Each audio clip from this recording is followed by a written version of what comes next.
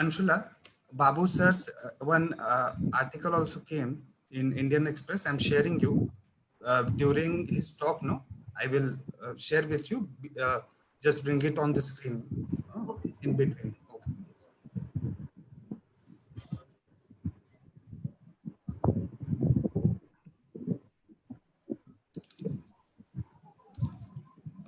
Okay. We are now live.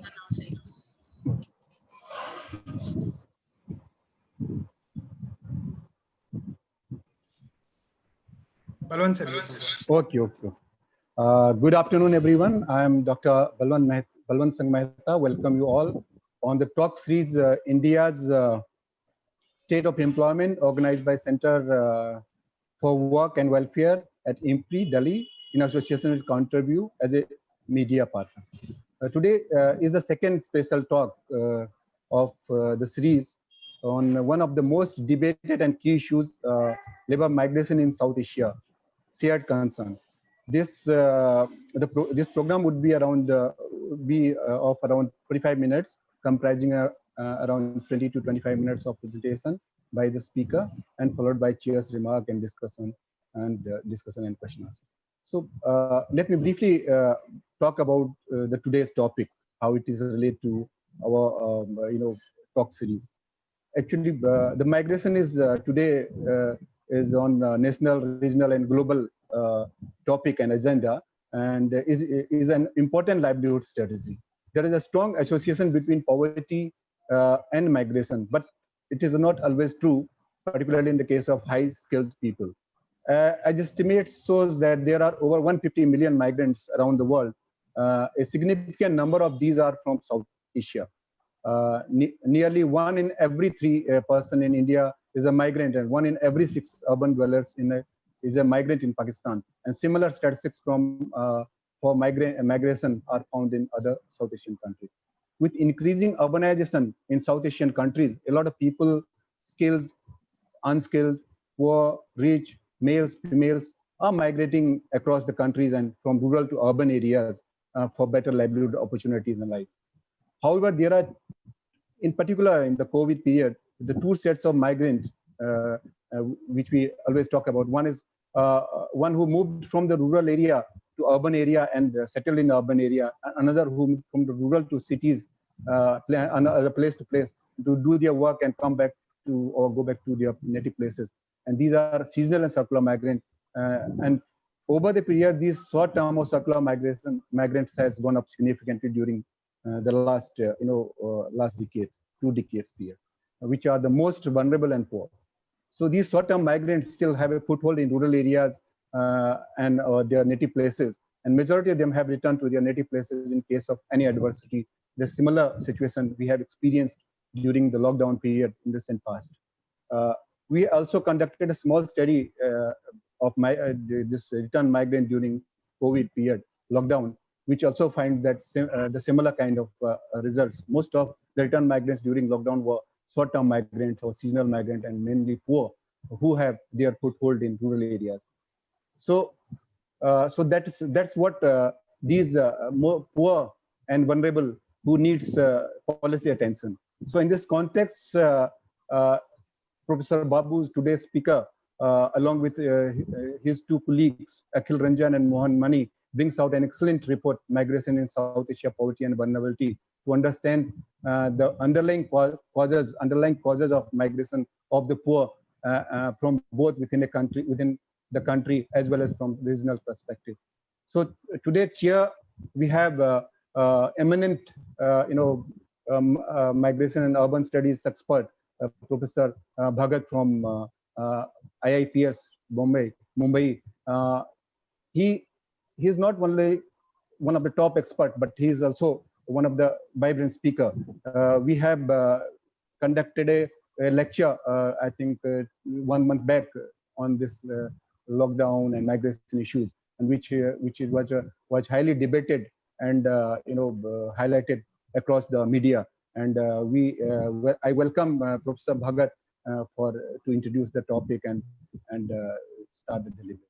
Thank you, sir, and welcome. Thank you, Professor Mehta, and thank you to IMPRI and Dr. Arjun Kumar for inviting me again. It was very nice experience last time, as I received a lot of questions and I have to think over that, and that was really enriching for me. So today, I think in that continuation, we are discussing migration in South Asia, shared concern, and the lecture will be delivered by Professor Babu P. Ramesh, and it is very relevant and very pertinent in contemporary context. As we have seen that the pandemic related to COVID-19 and the followed lockdown started from 25th March has brought migrants to the forefront to various sections of society. Policymakers, the politicians, academia, media, everybody is now talking about migration, migrants. So the question very simply asked and very ignorantly people ask this question, why so many millions of people walk down on the roads? So much visibility was there. And now the government has brought out the figures. Actually, how many millions have returned back? We don't have exact figures. That is also an issue. Although many have been quarantined while they return to their respective villages, native places. So data is of course there. And then people moved on government arranged buses and trains. So data already there. But there are many people who walk down, who return on bicycle, who arrange their private vehicle, paid exorbitant transportation cost. So there was a huge stream of migrant, returning migrant. So this is brought the migration issue at the very core of our academic or policy making activity. Now the government has come out with a figure of 10.5 million people have returned. This was the figure reported to the Lok Sabha on 14th September. And the 6 states which received the return migrants are UP, the largest one, Bihar, Jharkhand, Madhya Pradesh, Rajasthan, and West Bengal. And here the 80%, more than 80% return migrants have returned. And these 6 states constitute about 50% of India's population. So this is also throwing light on regional disparity. What is happening to different states of India? India has a number of states and we are a federal country, but to the extent of the regional disparity. So migrant issue or issue related to migration has brought again to the fore regional disparity, the rural-urban divide, and urban inclusion. What will be our nature of urbanization so that non-agricultural jobs or employment, more employment opportunity can be provided to the people of India, along with access to healthcare and educational facility. So these are the related questions. So we are not now looking at migration as a separate issue, but interconnected issue with economic, social, and political dimensions. So I think our multidisciplinary effort is very, very desirable. And in this context, I think I welcome Professor Babu P. Ramesh lecture on labor migration in South Asia. He's an economist, and we hope something very important and excellent ideas will be presented, and that will be benefiting all of us. So with this remark, I invite Professor Ramesh to present his lecture. Thank you. Thank you, sir. Let me introduce Professor Babu, who is today's speaker. He is currently Professor and Dean at School of Development Studies, Ambedkar University, Delhi. Prior to joining Ambedkar University, he was Director, School of Interdisciplinary and Transdisciplinary Studies, IGNOU, and faculty at V.V. Green National Institute, Noida. His research interest lies on labor, informal sector, and development studies. And our other discussants are Professor Raghuveer Bista from Tribhuvan University, Nepal, and Professor Dr. M. Jakir from Bangladesh, Komila University, Bangladesh. So, and Dr. Arjun Kumar, Director MP. So I now request Professor Babu to please start the deliberations. Babu. Yeah. Yes. So shall please. I? Yes. Shall I please start? Good afternoon, everyone. Good evening. And it's a very good opportunity to speak in this important seminar series of IMPRI. IMPRI is a new institution which we are all looking with lots of looking at IMPRI with lots of expectations. So I am very happy that Balwant and Arjun invited me to participate in this seminar series. And you know, the broader topic given was migration in South Asia. And migration in South Asia, as you know, it's a very, very broad topic. And talking about migration in 25 minutes was a nearly impossible task. But what I have been doing, what I was planning to do, or what I am right now doing is that I'm quite recently, like as Balwant has already explained, we have released a report, a South Asia migration report. It was released globally on 4th of September. And this South Asia migration report was an outcome of an overall South Asian Alliance work for about 3 years, where 3 academicians from India, we authored that report, but we had 8 persons working in different countries. In fact, 7 persons, because the India report was prepared by me, and 7 other persons from different other countries like Pakistan, Bangladesh, Sri Lanka, Bhutan, Maldives, and Afghanistan.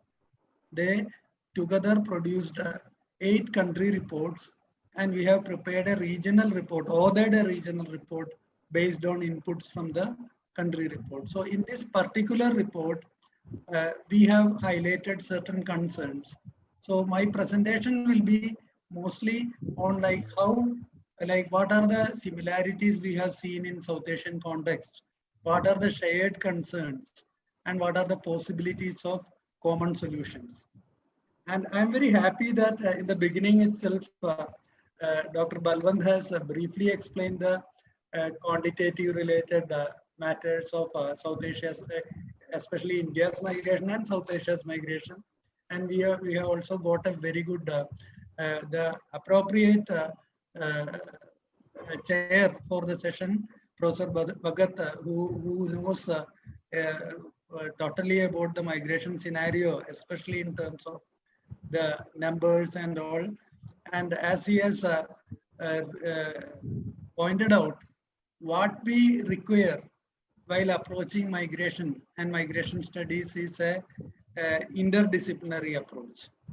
Interdisciplinary approach which will give equal importance to economics, sociology, politics, psychology, all related aspects of migration, because migration is a phenomenon that cannot be approached purely through an economics lens or purely through a demography lens or purely through a sociology lens. All these lenses we have to juxtapose, then only we will get a clarity in terms of like how to understand the migration scenario. So let me quickly move to the contents of the presentation. We can see that labor migration is the central phenomenon in South Asia. And as Balwant has explained, South Asia has, every country in South Asia has lots of migrants. It can be 1 in 3 or 1 in 6. That is the kind of migration thing. And when we attempted this SAPE report on migration, we have given importance to certain aspects. For instance, migration can be seen as like, we can broadly divide migration into 2, where one is the migration of the marginalized or migration for the for taking out a living. And the second category can be migration for economic upgradation. That means migration of the well-off. But by design, in this report, we have given more attention to migration of the poorest of the poor. That means those people who are migrating for a living and those people who are actually doing a distress migration and who are leaving their natives because they don't have any other way out. So one particular aspect is this particular division. That means the focus is on migration on the marginalized. And the second thing, we have given importance to all three aspects of migration. For instance, internal migration, intra-regional migration, and international migration. We can see that South Asia itself, South Asian nations, for instance, India or Pakistan, or if you take Maldives, we can see that these countries are themselves home to lots of migrants from other countries in the South Asian region. So there are lots of issues related to intra-regional migration also. So we have given attention to internal migration, intra-regional migration, and international migration. And we have also given some attention to refugees and stateless people, because their conditions are also sometimes similar to migrants' conditions. So we have in the approach migration with a very standard definition of migration. Rather, the definition itself was very inclusive, so that it will be including all the marginal segments who are on the move forcefully or due to distress, they are on the move. So we can see that there is a the focus in the focus of this report. We have given the centrality, lots of importance to the centrality of poverty and inequality, because this particular collective which initiated, which commissioned or which invited us to work on this migration report, that collective is working on poverty, eradication of poverty and inequality in South Asian region. So the focus was given to poverty and inequality. You know, I don't have to explain all the details of migration and all, but at the same time, for the benefit of the listeners, I can quickly enlist what are the possible drivers of migration, or how migration is shaped in South Asian region, almost all the countries in South Asia, how this migration is being shaped. We can see that one of the major things is rural distress. The rural area is not in a position to provide adequate employment. Employment or labor absorption capacity of rural area is very less, and many a times there is a crisis of employment in rural areas. And this crisis has deepened during the recent past, where you can see that normally this seasonal migration is a pattern, and seasonal migration or circular migration is happening in a particular rhythm. But nowadays, we can see that in most of the South Asian countries, because of the rural distress, the farm sector in rural areas are also facing lots of challenges. And now this rhythm of seasonal migration is also affected. Moreover, that is the case with all South Asian countries. So we can see that there are lots of issues regarding the breaking of this seasonality, where like rural area, at least they were providing, these rural locations were providing some employment to the workers who have migrated to the urban centers during a particular season for a harvest or certain agricultural operations. They used to come back, but now that is also gradually, that scene is also changing. We could see that there are several issues that has deepened the rural distress, which include landlessness, debt bondage, farmer suicides, and several things are and it is not the story of India, it is a story of many of the South Asian countries. And the good thing with India is that even if we go by Indian experience also tells more or less similar story of South Asia, because India is such a huge, vast territory within South Asian region that India is also more or less representative of the South Asian region. But what India exhibits, many other countries in South Asian region also shows that kind of trends.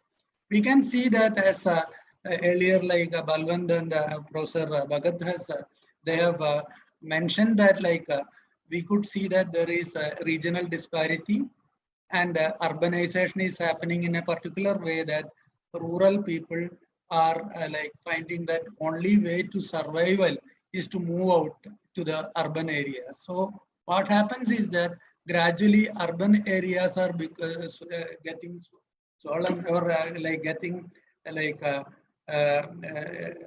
it is becoming the space for lots of people from rural area, and there is not enough facilities to meet the primary basic requirements of these people on the move. And we could also see that in South Asian region, not only this rural distress, there are several other socio-political reasons that are also acting as push factors. India, Pakistan, Bangladesh, Sri Lanka, Afghanistan, we can see that all these countries are having very strong acute political tensions, or they had certain episodes at some point of time which really worsened the situation. And we could see that if we go by the global peace index, South Asian region as a whole is the second least peaceful region in the world. We could see that almost all the South Asian countries, especially major countries in South Asia like India, Pakistan, Bangladesh, and though it's a small country, even this Maldives, climate change is a very important thing. Like Maldives is under the threat of getting submerged in the near future, and Bangladesh has similar problems, and India and Nepal also have lots of natural calamities and environmental degradation related things that are also adding to the rural distress and pushing more and more people to this urban centers or centers beyond their country borders. So we could see that there are also lots of development induced migration where unplanned resource depletion is also leading to migration. So we could see that overall there is a kind of, there are multi-layered drivers for migration. And when this sort of migration happens, we could see that like many of these migrants, they move to a particular place, a destination where they don't know whether they will be getting enough facilities or whether they will be treated on a par with the local community and all. So let me come to the core of the discussion, that like what are the shared concerns? When we are talking about the shared concerns in South Asian migration scenario, we can see that the first and foremost shared feature is that most of the South Asian countries, internal migration is a very major stream of migration.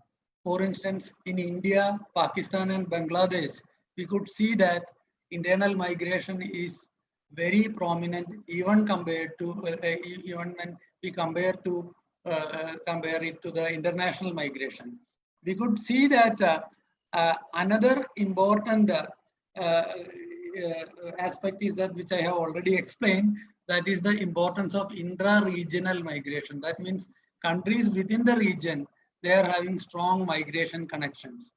Now, the third one, when we are discussing migration related shared feature, we can see that there are lots of similarities in the patterns of women's migration. We can see, like when we are seeing this women's migration, we could also see that women are also migrating because of marriage and several other things. But many a times marriage migration is also a kind of migration through which there is a hidden labor migration is happening. That means many of these women who are following their spouse to their husband's areas, they will also be ultimately getting into the labor market. So when we see the South Asian scenario, we can see that there are certain dominating features that we can see. Many of the South Asian countries, patriarchal controls or patriarchal norms are dictating the migration scenario. We can see that familial or societal norms are playing very vital role in deciding migration decisions. Larger governance framework of migration is also highly influenced by these kinds of patriarchal controls. We could see, if you analyze the policies in South Asian region related to women's migration, we can see that many countries in South Asian region, they are keeping patriarchal values or patriarchal norms while designing migration policies. So accordingly, we can see that some of the countries will ban women's migration for certain categories of employment. Some other countries, they will keep certain job restrictions for women. And because of all these things, we could see that in countries like Pakistan and Afghanistan, we could see that there are the migration of women are considerably low. Now take the case of Sri Lanka, which is a women in Sri Lanka, women migrants are outnumbering their male counterpart. We may think that situation is better, but in Sri Lanka also there are several restrictions that regulates women's free movement. For instance, there is a family background record system that is introduced in Sri Lanka recently, and as per this system, a local official has to give a clearance to the women migrants before they migrate from a locality, and the local official has to certify that this particular women, they don't have any children in the family who are left with no female guardian. So these kind of restrictions on women's migration, along coupled with the increasing desire of women to migrate and get a better employment, that will lead to a situation where women resort to illegal routes. And if they are resorting to illegal routes, what will happen is that it will also lead to undocumented migration. Accordingly, there are pernicious practices of illegal recruitees, including trafficking and sexual abuse. Recently, during the COVID period, there was a movie, Malayalam movie, released in Netflix, and it's a very since it is with lots of with English subtitles, it's very interesting movie to watch. See You Soon. That is also talking about the problems of domestic workers who are going to Middle East and how they are getting ill-treated because they are resorting to this undocumented and illegal migration. There are many other examples, but I just thought that film is a very telling media through which we can quickly understand the situation. We could also see that coming to the other shared destination, most of the South Asian countries are having same migrant receiving country or major destination is same, that is GCC countries, Gulf countries. And within this GCC countries territory, migrant workers from South Asian countries are competing for jobs, they are undercutting wages, they are working with deplorable working and living conditions. And in many other countries, Asian countries itself, Jordan, Singapore and all, workers from many other South Asian countries, they are sharing same working and living conditions. We could also see another important shared aspect is that in most of these countries, South Asian countries, we could see that the support from the state is gradually declining. And there is an argument that it's a kind of emergence of or the strengthening of neoliberal state. Neoliberal state is a state which is moving away from pro-poor interventions. So state is an important authority in migration, and we could see that state has three important roles as facilitator of informed and right-based migration, protector of migrant rights, and provider of benefits and recognition to migrants and refugees. But we can see that in most of the South Asian states, there is not much active state intervention happening in terms of promoting informed and right-based migration. There is not even proper adequate data stored in terms of migrants. We could see from our discussions in India also, we can see that many cases governments do not have adequate data to support their policy prescriptions. We could also see that protective legislations, regulatory systems, all these things are very weak in most of the South Asian countries.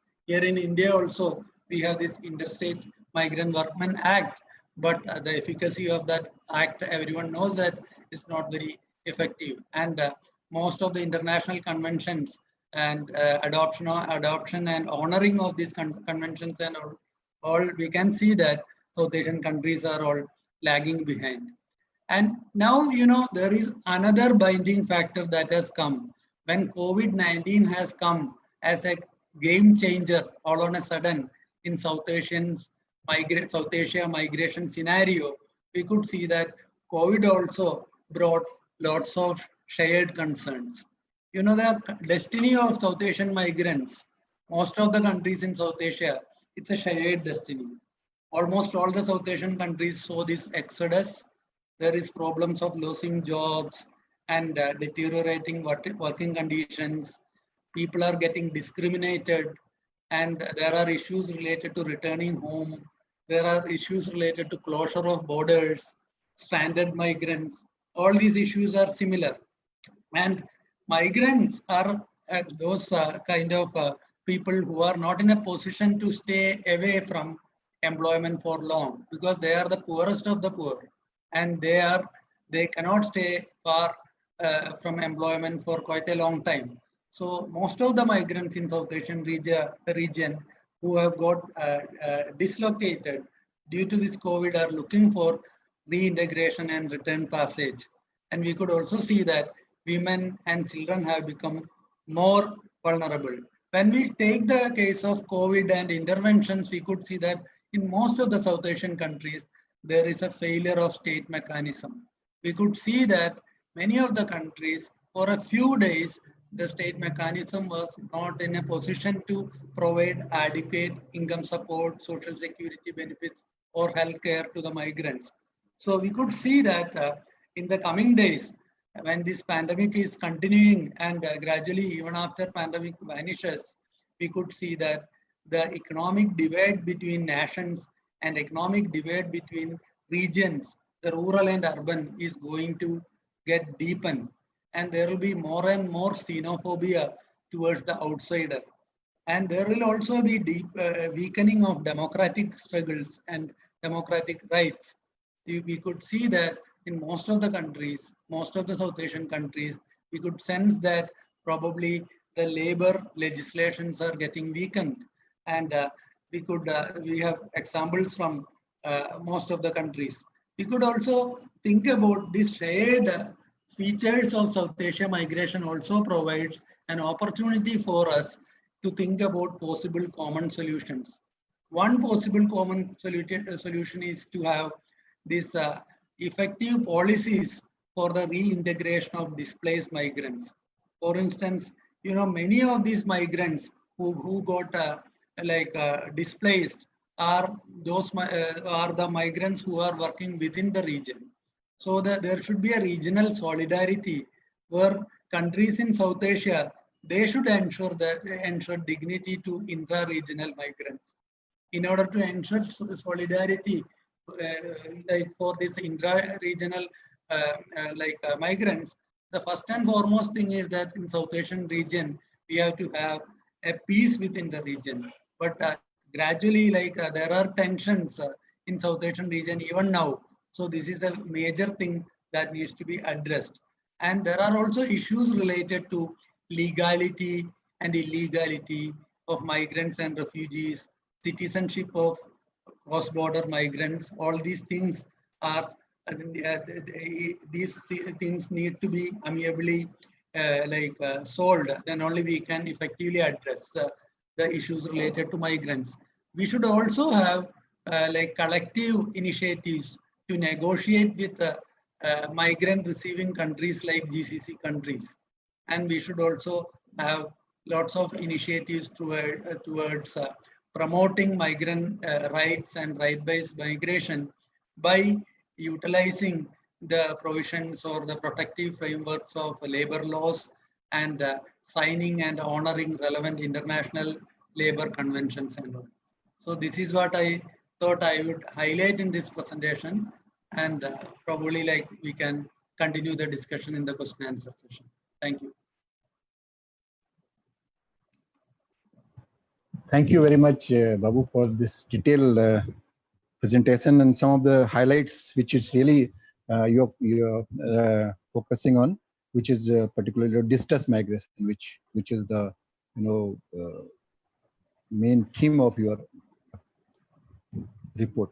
So now I would like to request Professor Bharat to give his remark on the presentation. Bharat sir. Yes, yes. I think it's an excellent presentation, and I must thank Professor Ramesh for bringing out so many issues in such a short time. Really, it is very challenging task, and he has clearly presented the various drivers, and these drivers are very important. These drivers are embedded with each other. So we have agrarian crisis along with social and cultural conflict, and then climate change. Now, each one is reinforcing each other, and it is academically, it is a challenge for us to segregate, and perhaps it is not possible to segregate the factors. But that is one thing that is coming out in his presentation, and we also subscribe to that, that we have huge agrarian crisis, and that shows in the GDP also. Now we have in India, we have 14% GDP, 45% workforce is dependent on 14% GDP. What will be the per capita income, and how per capita income can be doubled if agricultural production rises? Is there any market? Who is going to consume? Are we able to export? These are, I think, some of the questions. And then the weather failure, there is a drought and floods and other things.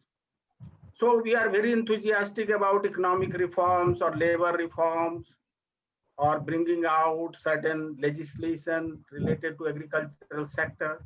But I don't see that it can effectively help the farmers and the community in the rural areas. Because even if there is a more production, it cannot guarantee higher income. And that is, I think, crucial thing we should realize in our policy and program, that people in rural area want non-farm jobs, complementary to farm.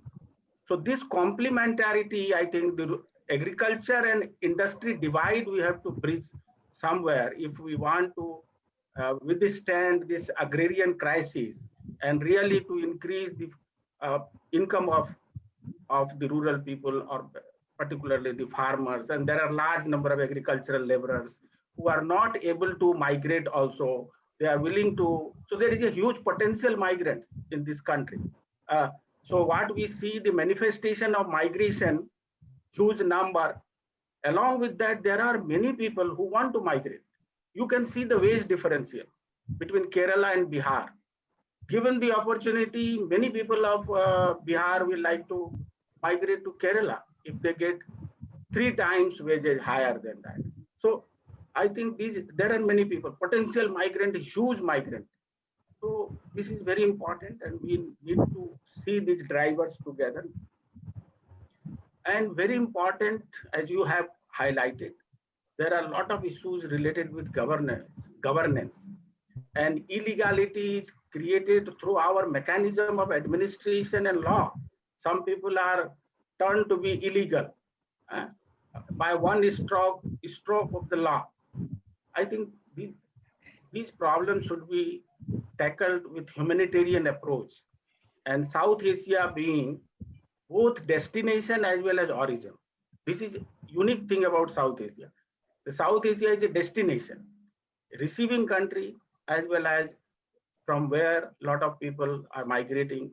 From India itself, 17 million have emigrated to Middle East and other parts. So this is how I think your suggestion that yes, South Asian Forum or SAARC Forum, they should be come together and bring this migration issue. That can also sort out many things, political things. And there are sentiments attached to the illegal migration.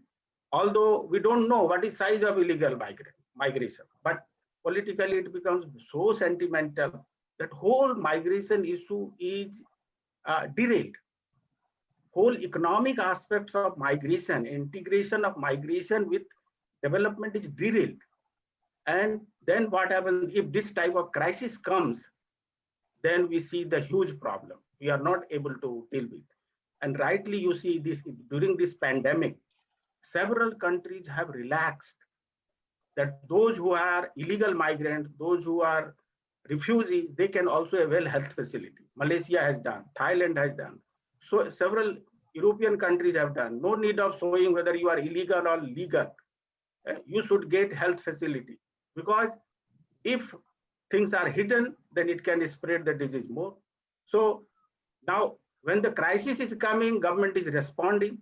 Why not before the crisis comes, one should respond? And why illegal migration?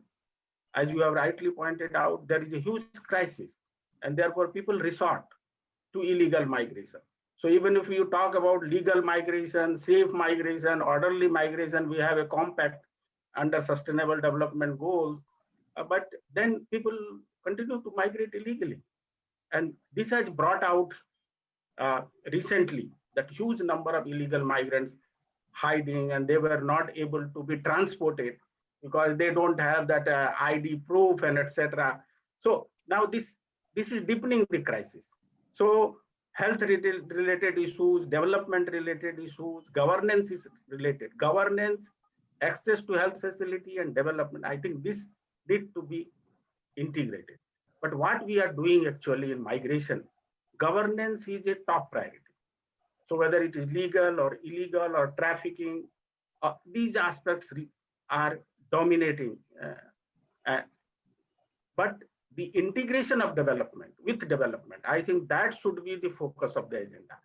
Migrants should be treated as human beings. They are the inputs in production. They are the labor force.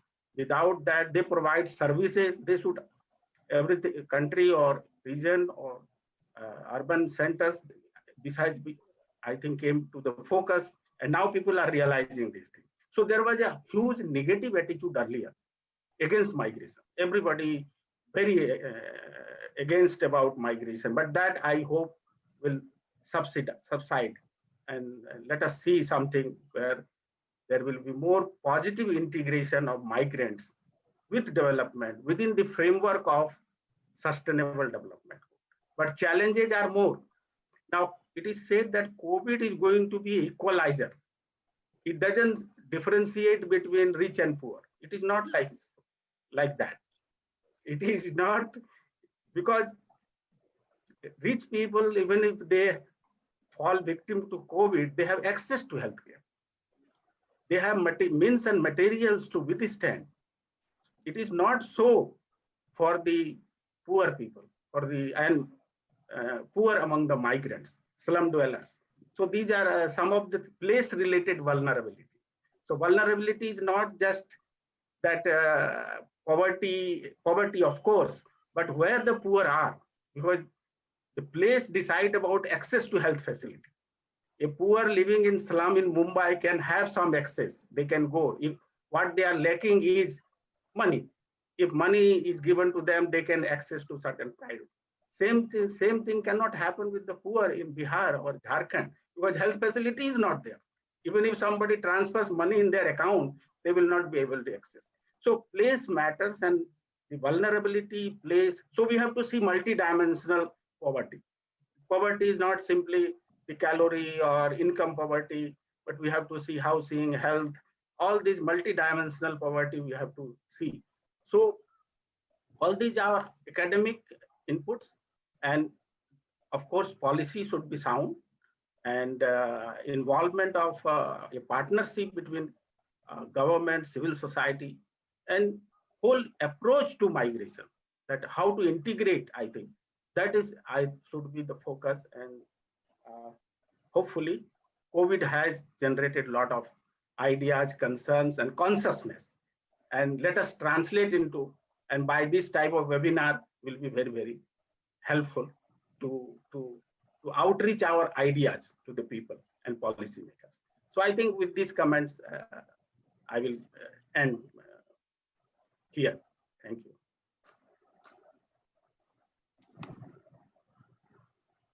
Yours is muted, Professor Mehta. Yours is muted. Okay. Thank you, sir, for enlightening us and even giving some very good and pertinent remarks. Now, I'd like to invite Dr. Arjun Kumar to raise some issues. Dr. Arjun. Hello. Yes, I'm here. I'm here. Yes. I was just checking with sir, but I think he's not able to connect. Yes, I think so. Professor Raghuveer. And we also have Professor Bharat, but let me also show the report which sir has come out with. The report is available in sappe.org, sapp.org, and the full report can be downloaded from there. And Anshula, if you can also have the article which sir came. Article also came in Indian Express of Babu sir. Link we will share in the chat box and other places. And Bharat sir, if you want to ask anything.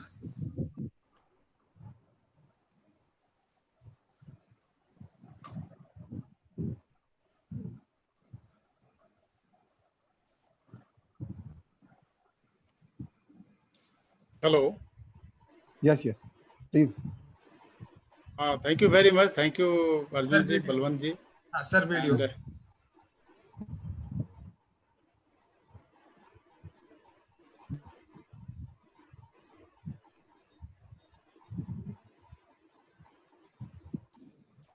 is it okay? Yes. And I feel it's again a privilege to hear so nicely the very knowledgeable and full of content lecture delivered by Professor Babu and Professor Bhagat. Professor Babu just discussed about the distress migration. We all know that majority of the migrants are happening under distress, mainly by economic distress. But we also find the instances of migration by choice, particularly the consideration of getting higher education, acquiring higher education, and other things that improve the quality of life of a person. So I want to understand what are the reasons, basic reasons for this distress migration, and how do we compare the two kinds of the migration, and what are the policy options before the government to minimize this distress migration, particularly in case of India? Thank you, sir. I will also just add few things, then Babu sir can, I think, respond. Yes. Very pertinent issues which sir is raising. In fact, the report came last month. Now, many of the international organizations are rightly raising this point that the level of poverty, especially in South Asia, will be now almost 50% of the world poor population. And there is a real worry that food and nutrition security, also the livelihood, since the finance minister has also recently, the interview came day before, that we don't know when the vaccine will come, and we cannot hold the stimulus, and the government will provide stimulus to the poor if the case will be so. And the government has also come up with something called NMIS, National Migration Information System.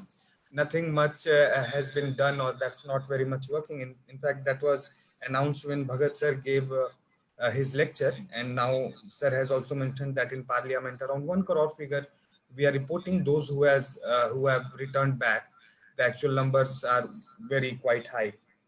Given then rightly Babu sir is raising this point of solidarity, especially in South Asia, since not just the very pockets of India, but also in Bangladesh, in Nepal, there are city regions, industrial regions, but there are also regions which are also conflicted, very poor pocket, the Naxal problem, and then in Bangladesh we have Rohingya problem. In all our borders are very new and very contested areas. So that also our dependence upon this kind of pandemic and what kind of marginalization and vulnerabilities can be, those are very high. So the focus on shared concern and solidarity, especially for subcontinent as a whole, is something that as as all population of subcontinent, we should think about. There are rightly many, since we are talking about migration, the issue of identity cards, CA, NRC, and so many things going on across South Asia. But now is really the time for this solidarity.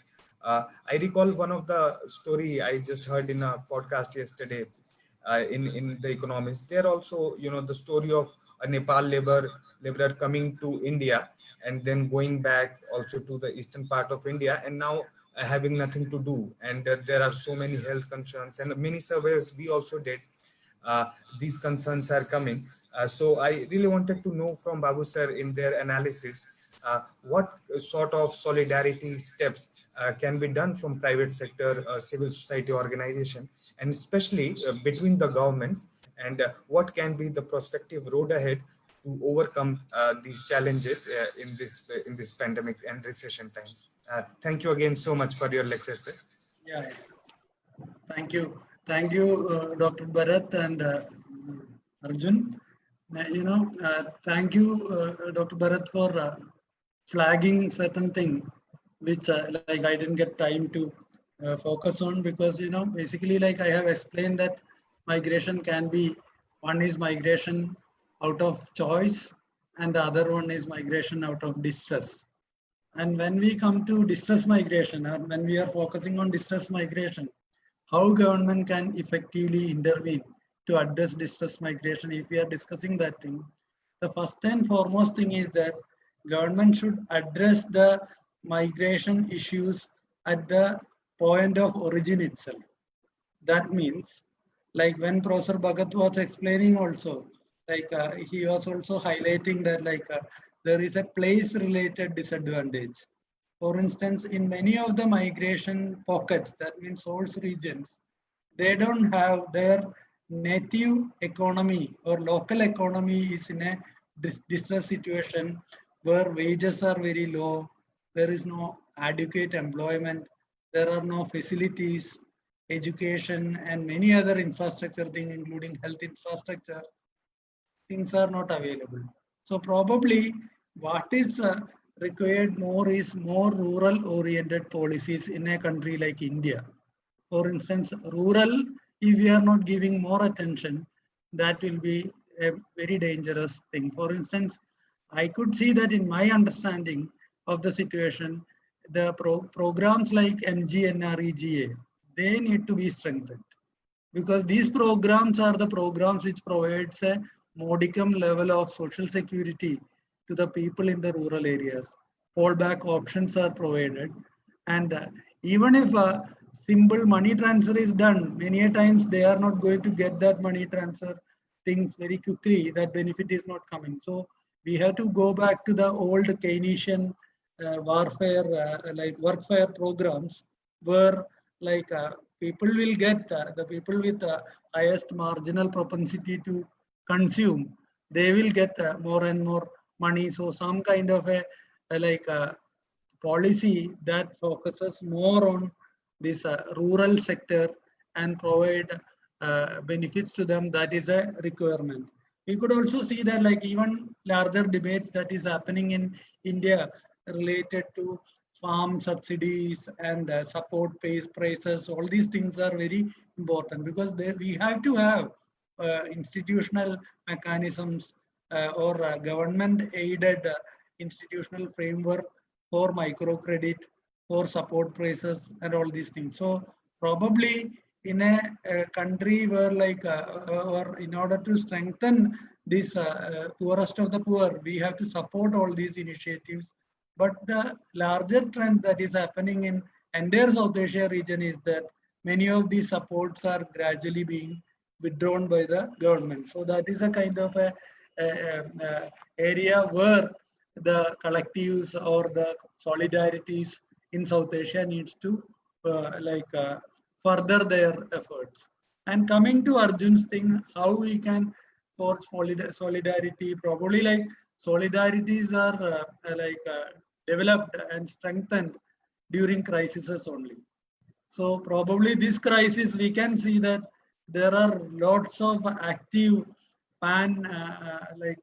South Asian solidarities emerging and working together. You can see that lots of discussions happening, lots of activities, lots of plans are in a way this kind of a crisis of this this particular crisis of COVID has provided some kind of a energy to break the inertia towards technology, leveraging technology for solidarity. You can see that most of the South Asian activists or academicians who are working for pro-poor activities, they are all now more connected. And that inertia for getting connected or the institutional deadlock in terms of using technology has come down. And probably this has provided a kind of a new way for forging solidarities and working together. You know, many cases we could see that if you take the case of new economy workers, if you take the case of gig economy related issues, if you take the case of the labor power, like we have always understood that labor power is it is inseparable from labor. From labor we cannot take out labor power, but now the situation is going to a scenario where in industry 4.0 what is happening is that labor content is becoming very minimal, whereas even most part of the erstwhile labor power related things are getting shifted to robots and artificial intelligence and all these kinds of things. So all these cases, the entire workers' solidarities, they were at a dilemma and they were not in a position to manage with what is going around. But this particular pandemic and churning due to this pandemic has provided lots of energy and strength. And we could see that though people are not physically meeting and staging protests or coming out together, we could see that through new media, through social media, people are effectively connecting. Issues are being communicated, but you know, it's a kind of a we cannot tell that things are going, everything is going in a right direction, or everything can be addressed with whatever is happening. But there are new ways, new experimentations happening all over the world, and we could see that various stakeholders are coming together, and probably this particular thing will definitely, I am sure that if you see the discussions, this is the period, the last 6 months, if you take the stock of academic engagement on pro-poor issues, we can see that the last 6 months has produced maybe tenfold output than what it would have been during a normal time.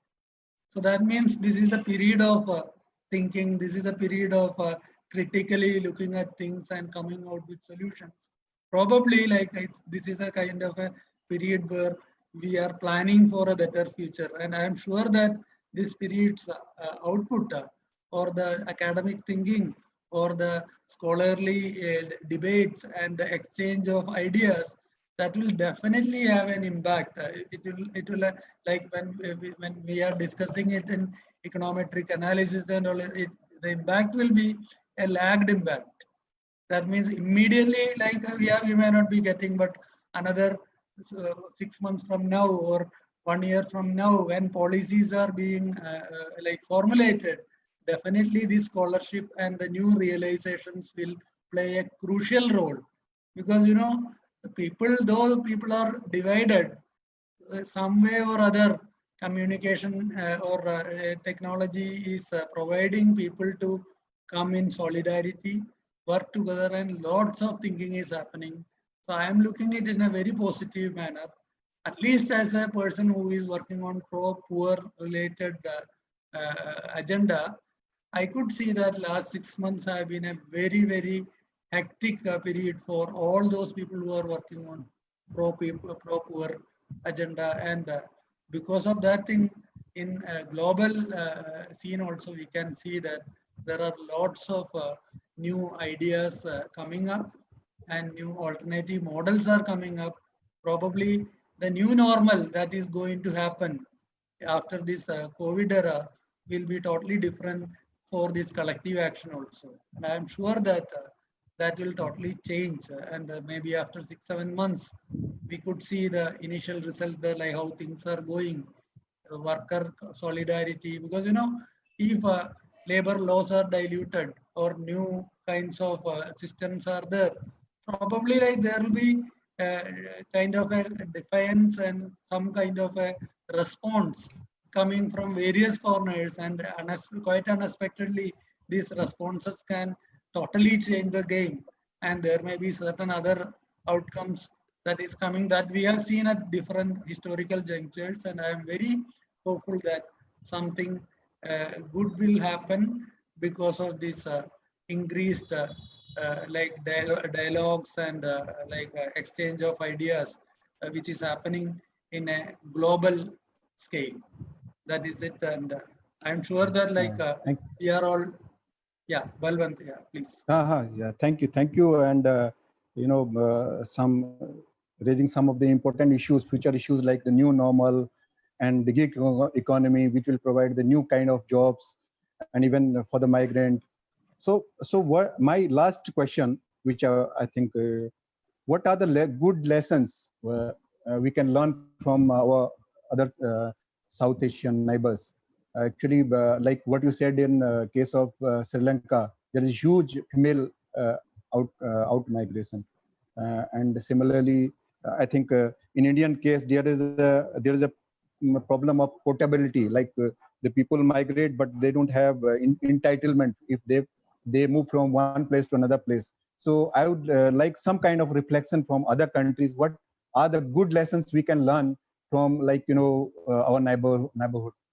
So only these two questions will end the stimulus lecture. It's a nice lecture. Yeah, thank you. You know, this at least from this particular exercise, what we could see is that, you know, when we started this collective work on this South Asia migration report, there was a deliberate decision, and there was a kind of a repeated reminders to ourselves that, you know, whenever we are conceptualizing South Asian scenario, we end up conceptualizing India and applying it to South Asia. Yes. Whereas many countries, for instance, what is happening in Bhutan and what is happening in Maldives, many a times we are not even giving attention, because in terms of number, it is very less.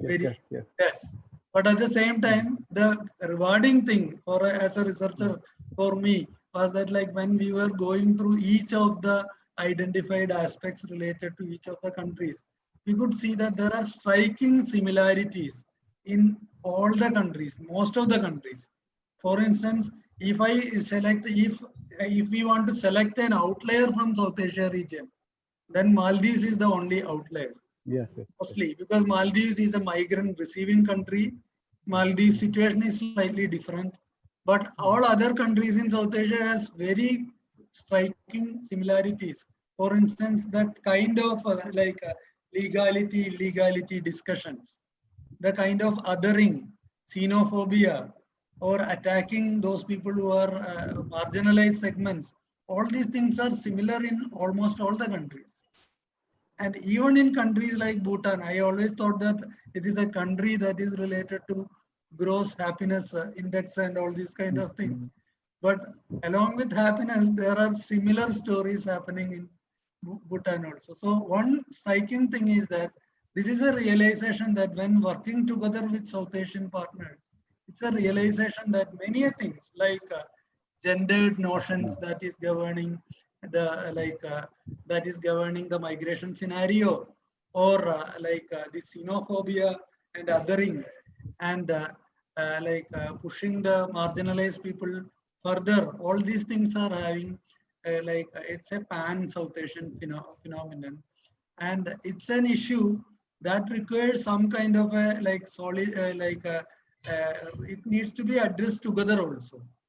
For instance, if it is realized that it's a total phenomena for this entire region, from any angle, if you are seeing, whether it is from policy angle, from governments also.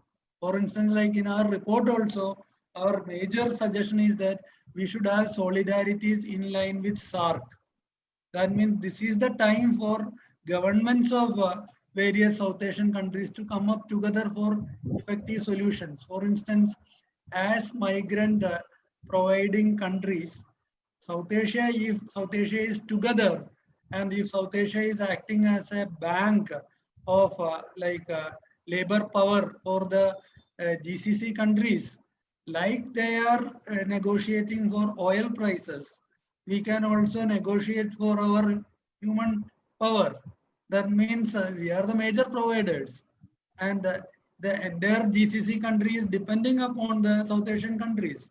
But since we don't have any solidarity, and since there are loopholes and illegal migration, everything happening, we are not in a position to bargain effectively. So if we are coming together, there are lots of possibilities for doing that thing. You can see that when this pandemic started, immediately there was some statements that we can have a South Asian fund to meet the issues of migrants and issues related to COVID, and India will be providing a good share of that fund and all these things. At least that kind of a thinking, gradually things are going towards from various quarters. That solution lies in, it's a collective solution.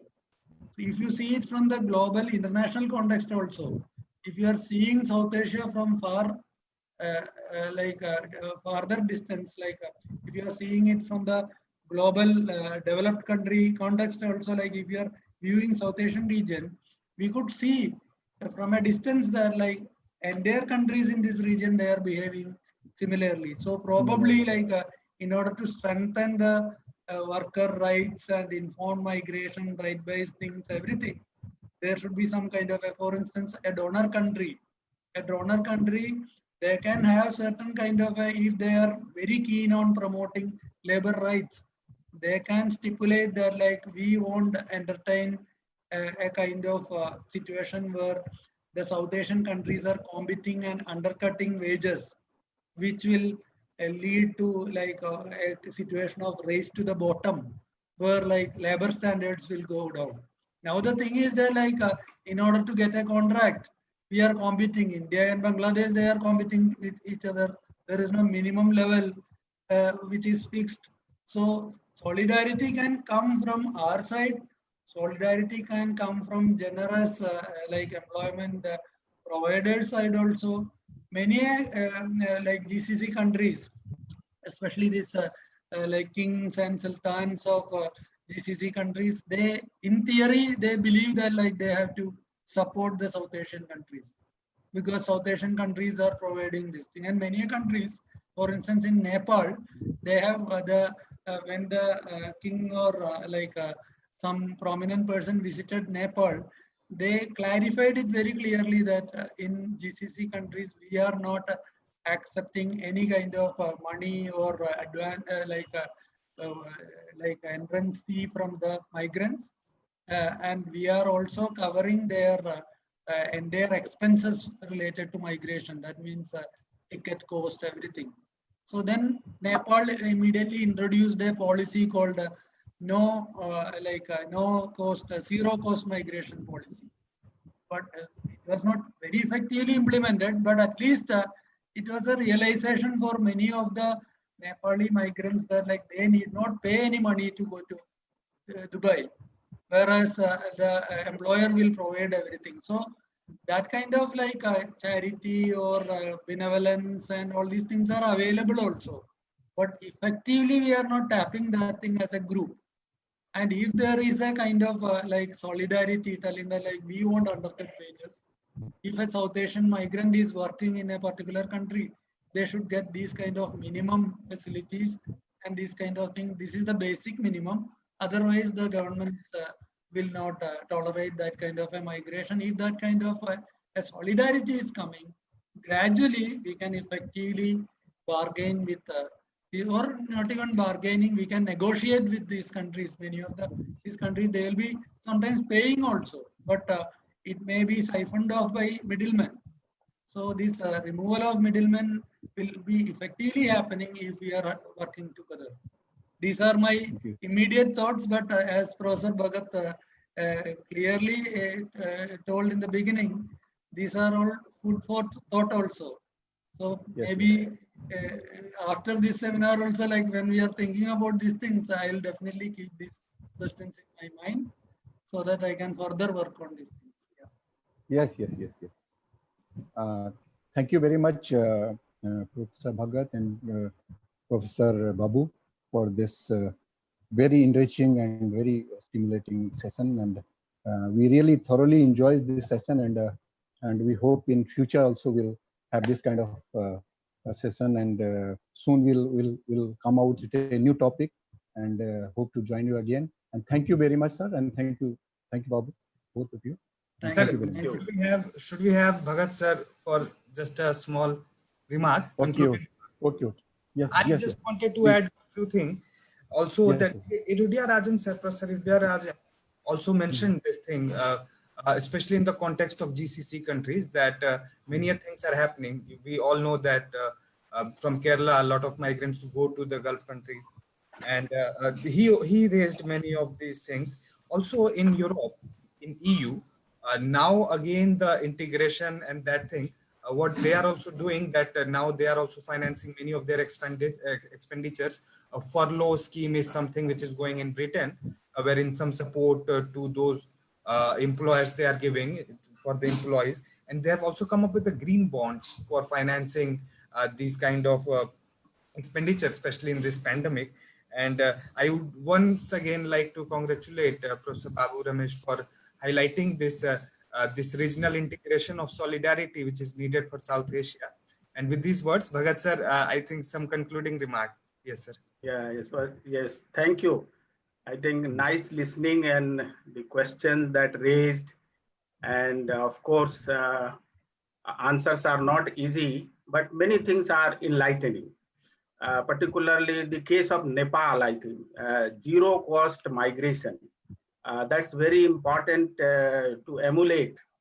And then Bangladesh also, Sri Lanka also, lot of support they are giving. The government is supporting. That type of support should also come from India. Now, recently, government has awakened. And when there is a crisis, then government comes into the picture. When the migrants are stranded, some political crisis, then these certain things are provided. It should be regular activity. For example, in Middle East, there is some sort of a semi-feudal mode of recruitment and treatment of migrants. One of the dehumanizing aspect is that passport is forfeited.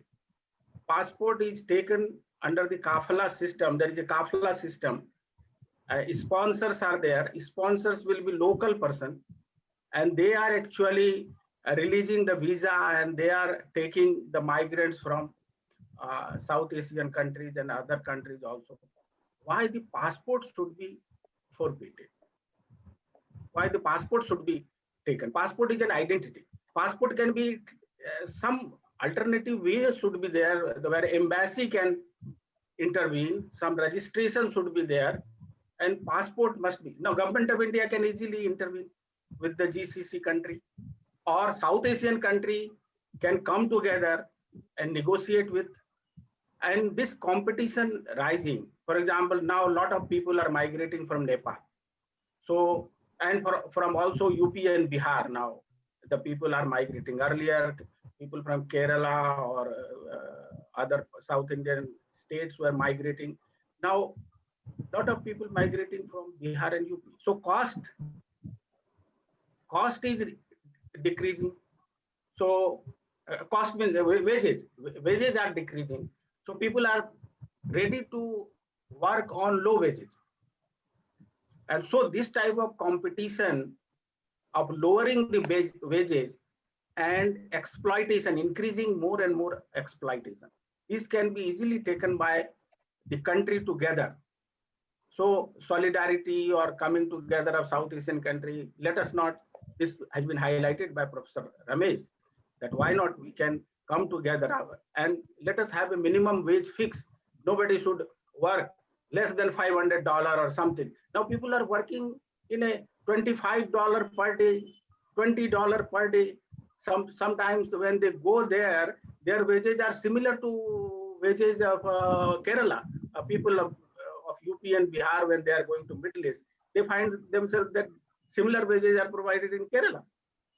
So these are, I think, larger issues of human exploitation, kafla system, semi-feudal mode of procurement of labor. I think these are, this requires attention. But what happens in government policy and program? We are focusing more to diaspora. Diaspora are not Indian citizens. Diaspora are overseas Indian citizens. They have different passports. They have American passports, they have Canadian passports, but they have overseas Indian cards. But these are the people who are working in the Middle East. They are our citizens. And there is a responsibility of government to take care of them. And government of India is powerful.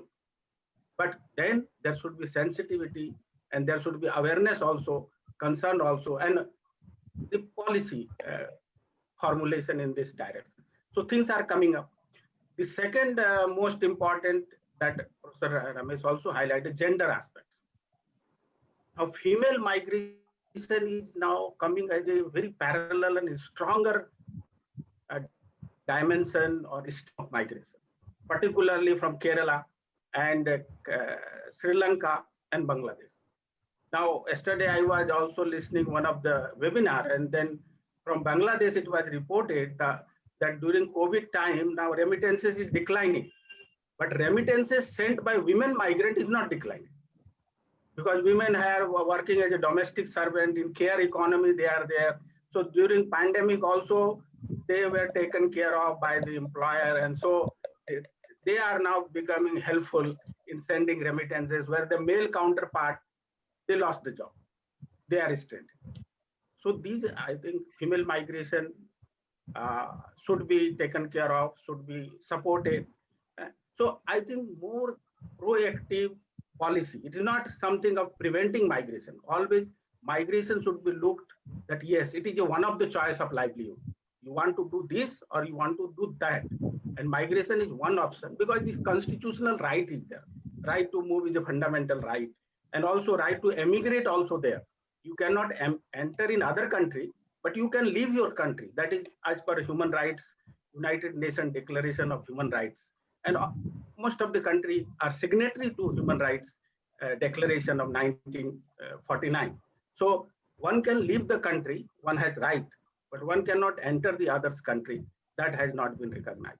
So I think this is how policy we are now to be more concerned and more sincere towards migration, and integrating migration with, again, I say, these are the development aspects, but we are looking from governance. And why we are looking so much from governance? Because it has a colonial context.